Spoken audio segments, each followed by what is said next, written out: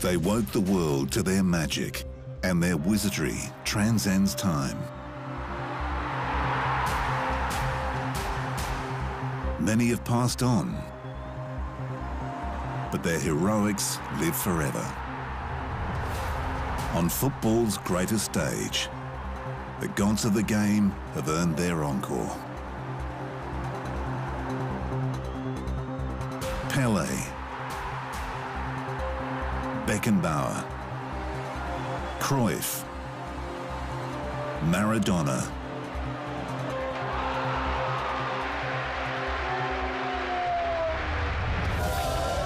Revered today by generations unborn when they weaved their spell.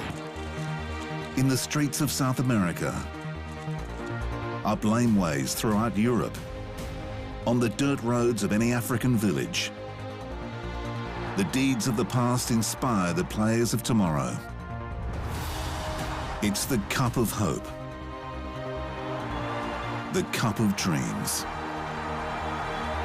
It's football's biggest prize on the greatest stage of all.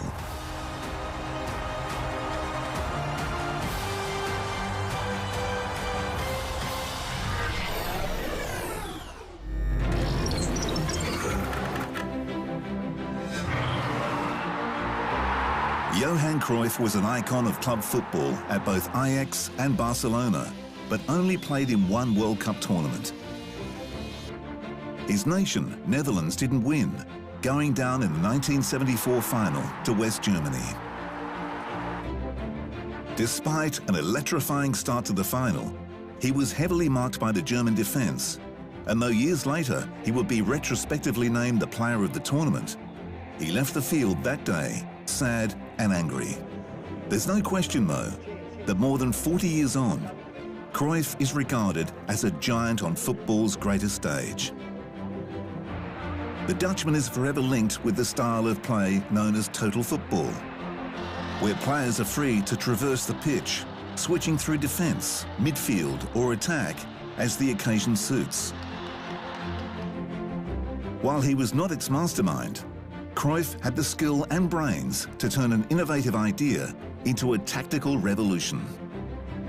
For such a clever, instinctive, creative player, it's hardly a surprise that the philosophy of Johan Cruyff was built around a steely mental approach.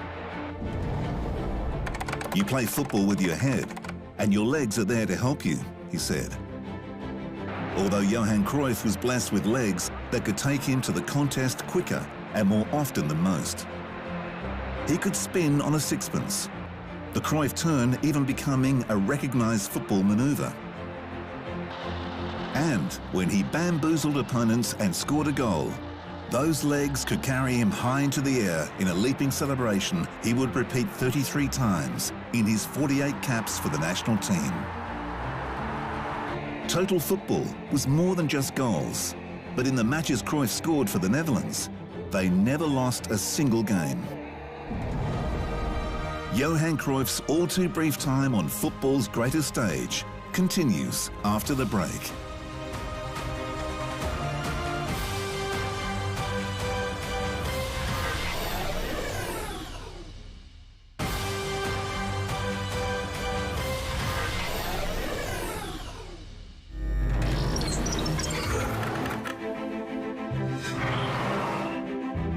Johan Cruyff was born in Amsterdam, just 5 minutes away from De Meer Stadion, the then home of AFC Ajax. He joined the Ajax youth system on his 10th birthday, and when his father died from a heart attack 2 years later, his mother took a job as a cleaner at the club to make ends meet. Cruyff's idol growing up was not an Ajax player, but Alfredo Di Stefano, the Argentinian genius who inspired Real Madrid to 5 European Cups, playing total football more than a decade before it was given a name. The influence Di Stefano had was also seen in Cruyff's ambition to expand his horizons beyond the Eredivisie. It's always been very attractive to me to play in Spain a few years. So it was that after winning 6 Eredivisie titles and 3 successive European Cups with Ajax, he would transfer to Barcelona in 1973 for a then world record transfer of just under £1 million. When he arrived in West Germany for the 1974 World Cup, he was the reigning Ballon d'Or champion and on the way to his 3rd award in 4 years.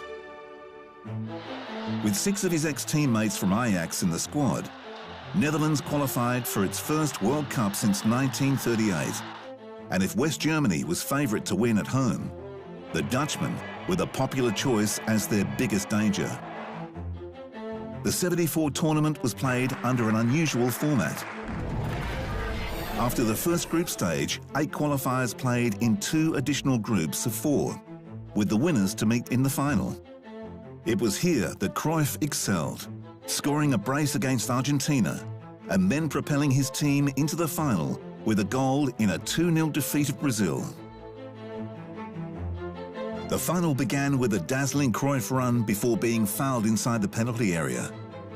Johan converted the penalty before any West German had even touched the ball. But the Germans settled into a dour suppression of Cruyff's talents. He was angry and off his game, yellow-carded for arguing with the referee at the end of the first half. And with Franz Beckenbauer controlling the game, the Germans won 2-1. Though he would play for another 10 years, Cruyff did not turn out for Netherlands after 1977. His refusal to play in the 1978 World Cup, when Netherlands missed him dearly in the final against Argentina, was never fully explained until many years later when he revealed an horrific tale. Kidnappers broke into his home in Barcelona and tied up his family at gunpoint. Though the plot was foiled, Cruyff was unwilling to leave his family for more than 6 weeks for the World Cup. Many of his homeland blamed the World Cup defeat on his absence, and he never wore the orange colours again. He did, however, return home to Ajax in 1980 as technical advisor. And the following season, at 34, strapped on the boots again and claimed 2 more Eredivisie titles. Then, when Ajax thought his time was up, he switched for a famous farewell season at Feyenoord and Eredivisie number 9.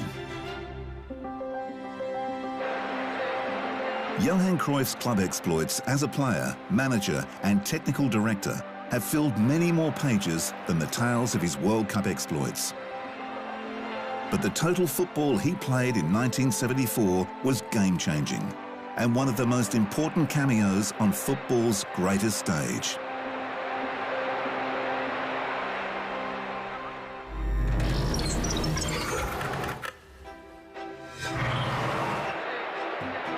The World Cup stage is crowded with heroes, but there's not room for everyone.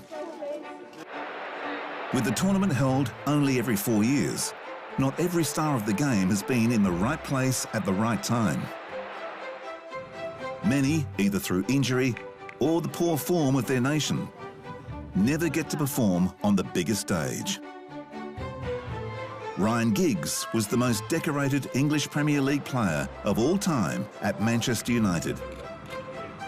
But he simply didn't have enough backup in his 64 caps at Wales to get through World Cup qualifying. George Weah was the first African Ballon d'Or winner and a giant of Liberia.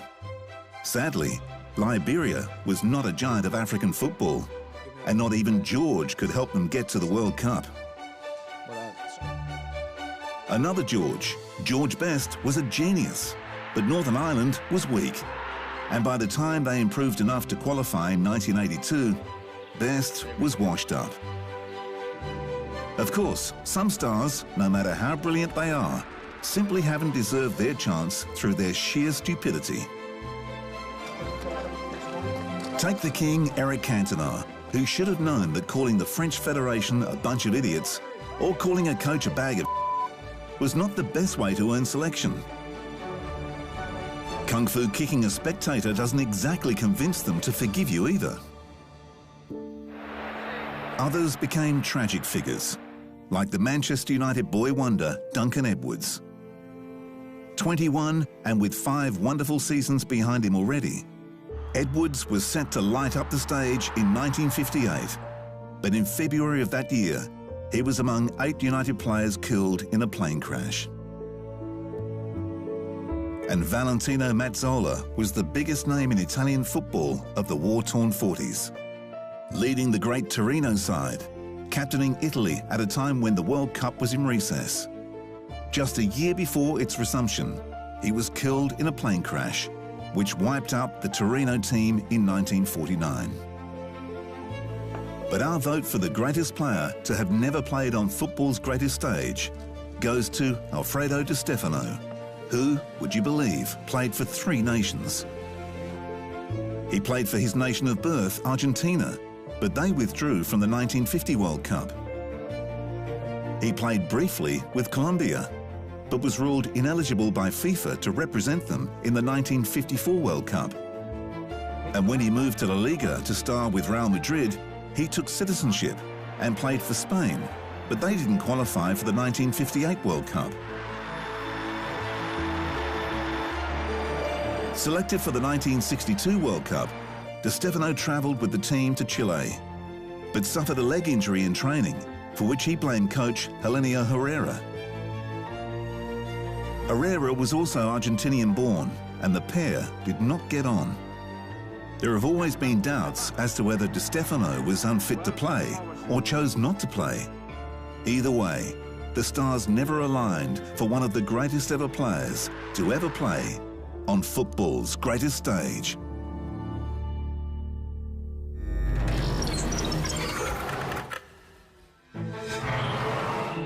Up next, hat-tricks are heralded on football's greatest stage, like Geoff Hurst's winning treble in the 1966 World Cup final. But what about 4 goals in one game? That's been done 6 times by the likes of Portugal great Eusebio, Hungarian Sandor Kocic, and Frenchman Just Fontaine. But only one man has scored 5 goals in one single World Cup match. Do you know who? The answer after the break, when our focus is England in the swinging 60s for one of the most famous World Cups.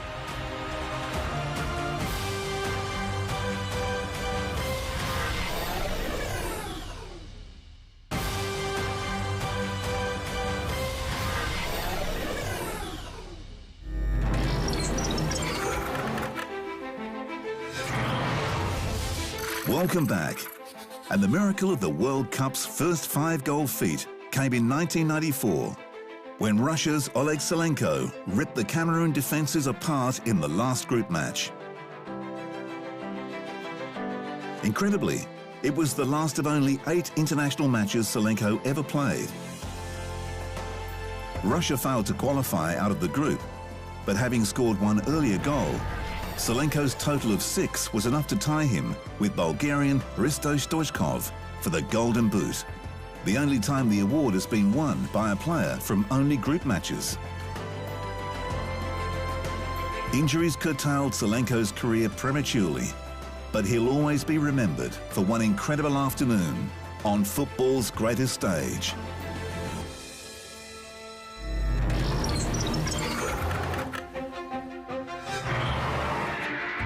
England was the place to be in the swinging 60s. The hair was getting longer, the skirts were getting shorter.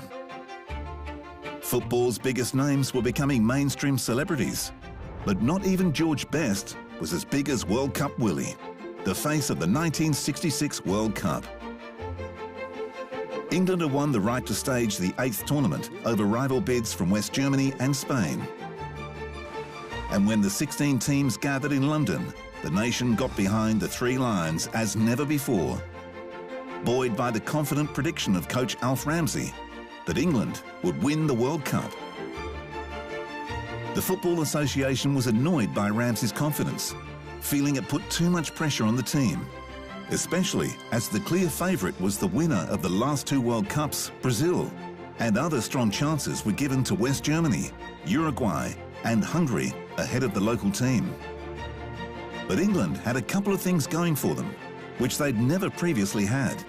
The first, obviously, was the home advantage, playing all their group matches at Wembley in front of passionate home fans. And the second was the new level of professionalism Ramsey had brought to the team's preparation. Training camps were longer and harder, and he made it clear there would be no favourites in team selection.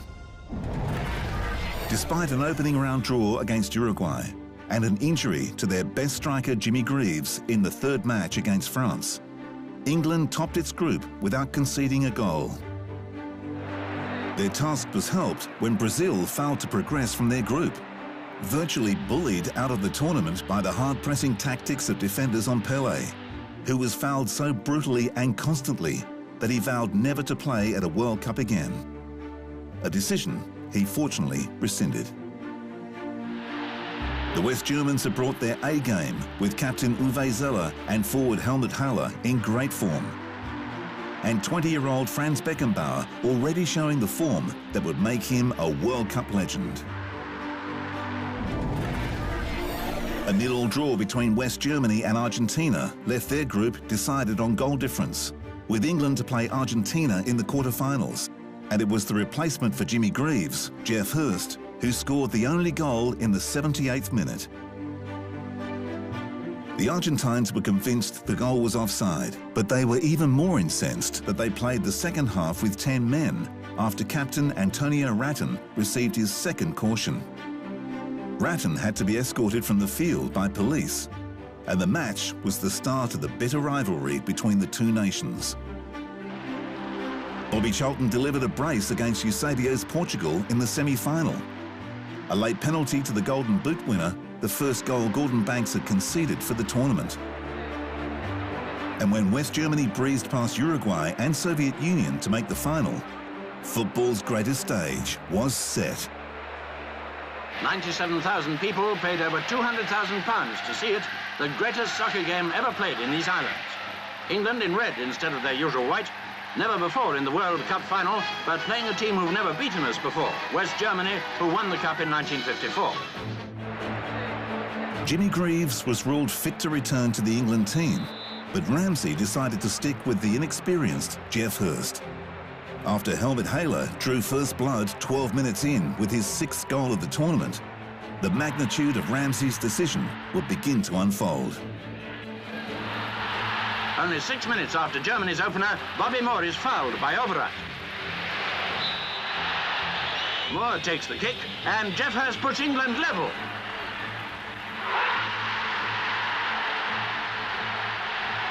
One all at half-time, the match settled into a dour struggle, Gordon Banks making several crucial saves, before Martin Peters, one of 3 West Ham players in the team, alongside skipper Bobby Moore and Geoff Hurst, brought the crowd alive with a goal in the 78th minute.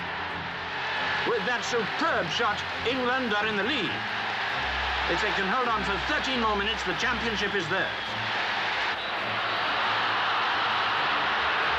Then only 30 seconds from the whistle, a free kick for Germany.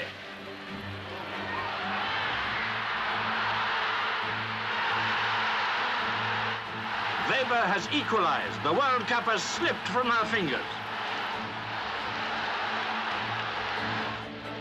Despite the emotional roller coaster, England players remained on their feet in the changeover as Ramsey pointed to the tired Germans and instilled the belief that his men were the fitter team. Then came the incident still talked about to this day. Ball passes to Hurst, and he scores England's 3rd. The referee had to consult the Russian linesman before awarding the goal. It was strongly disputed on the grounds it hadn't crossed the line. Another camera angle may help you to decide for yourself.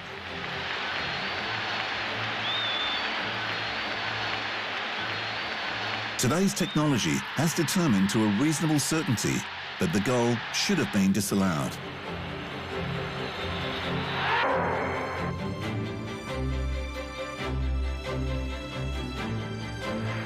But the Germans had their chances to draw level again. But in the final minute, Bobby Moore's magnificent leadership in defence was crowned with a clearing pass to Hurst. And Hurst goes through on his own.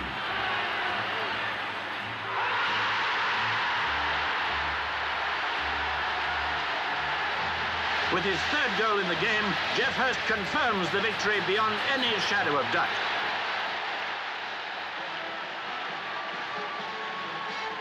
From the Queen, Bobby Moore receives the trophy, the golden symbol of international supremacy.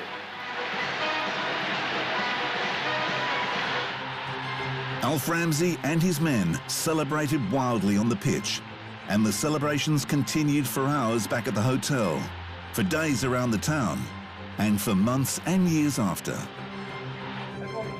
Hat-trick hero Geoff Hurst's life changed that day, as did the life of Jimmy Greaves, whose disappointment in missing selection for the final has never left him. Greaves played 57 games for England, scoring 44 goals, the best strike rate of any of England's greatest scorers, and he still holds the record for the most hat-tricks, 6. But Ramsey's belief that Hurst was the safer bet symbolised his time as England coach. Hurst himself has always modestly claimed Greaves was the greatest striker in England's history. Never thought I'd play for England, for start. I'm here today, people know me because of the hat-trick and so on, but I wasn't the best player at school, I wasn't the best player in my district, I wasn't the best player at West Ham, I wasn't the best player in England. So, but I had a chance when sadly the great Jimmy Greaves damaged his shin against the French in the last qualifying game. So I had the opportunity to come in. And it's about young players, and the same young players today, taking the opportunity which presents itself.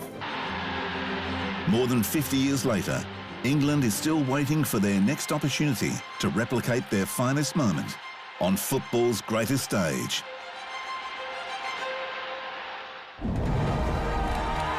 Still to come, the brains behind Germany's World Cup triumph in 2014, Joachim Löw.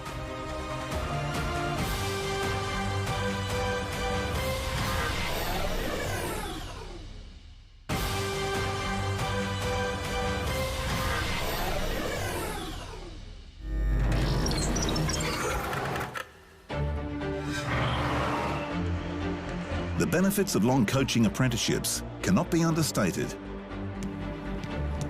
And while German manager Joachim Löw is a hero for his feats on football's greatest stage in 2014, his managerial credentials didn't magically appear overnight. He had to earn his stripes. Löw never reached any great heights as a player, despite earning more than 300 club caps. His 10-year club management career earned him 3 trophies, but his coaching crescendo would come with the national team. It began in 2004, with Germany's manager Jürgen Klinsmann welcoming Löw as his assistant. Together, they developed an attacking brand of football that Löw would go on to perfect. After the heartbreak of a semi-final exit on home soil against eventual champions Italy at the 2006 World Cup, Klinsmann did not continue as manager. Löw took his place, and the Brains Trust shrunk to 1. Löw encouraged an even more attacking style. He won his first 5 games, the best start ever by a German coach, before just falling short to Spain in the Euro 2008 final. An unbeaten 2010 World Cup qualifying campaign was promising, as Löw fielded the second youngest team in the finals and the youngest German side since 1934. But for the second straight World Cup, they fell in the semis. Again, like Euro 2008, it was La Roja who inflicted the pain. Fast forward to Brazil, 2014. A win against Portugal and a draw against Ghana led Germany to the USA in their final group match. Löw was up against his former mentor, Klinsmann. Master versus apprentice. And the student prevailed. The heroics of goalkeeper Manuel Neuer saw the Germans scrape through against Algeria in the round of 16 and France in the quarter-finals before a devastating 7-1 rout of host nation Brazil in the semi-final put them into the decider. The manager put faith in his youth yet again in the final against Argentina. 22-year-old substitute Mario Götze entered the fray in the 88th minute. And at the halfway mark of extra time, still locked at 0-0, Löw pulled him aside and said, Show the world you are better than Messi and can decide the World Cup. Buoyed by Löw's inspired words, Goetze sensed his moment and delivered a stunning volley 7 minutes from the looming penalty shootout. Germany had its 4th World Cup.